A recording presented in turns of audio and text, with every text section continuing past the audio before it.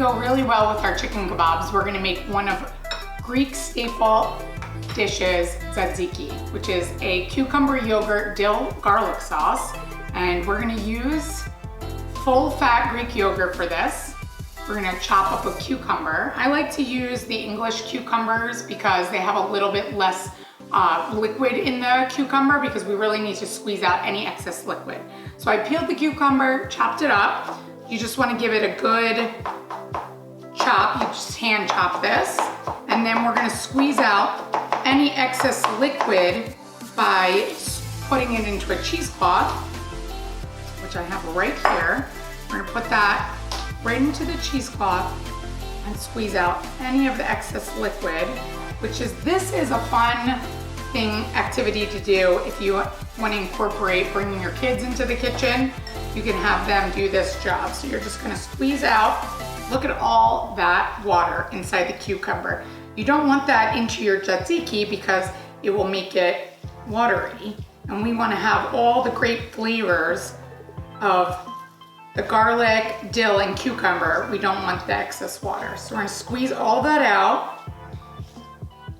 And then we're gonna scoop this beautiful cucumber right into our yogurt. There we go.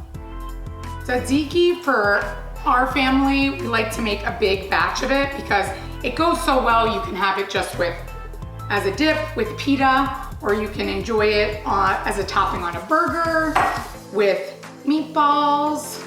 We use it with chicken, really anything. So I like to make a big batch of this yogurt so that my kids can eat at any time. So we're gonna use this yogurt right here. We're gonna mix in the cucumber, and then we're gonna add salt, garlic, and chopped dill. And I like to keep it the cucumber a little chunky. It has that really nice, pretty consistency when you incorporate it with the yogurt. So I'm gonna add a nice big helping tablespoon of garlic. You can always change the quantities if you don't want too much garlic in that. We're gonna add a good amount of salt.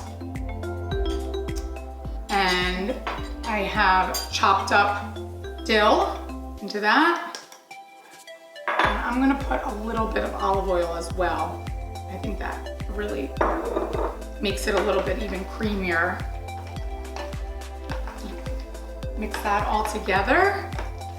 That already looks delicious, and it's so easy, and it really elevates any of the dishes that you're making. So this will go really nicely with our kebabs tonight.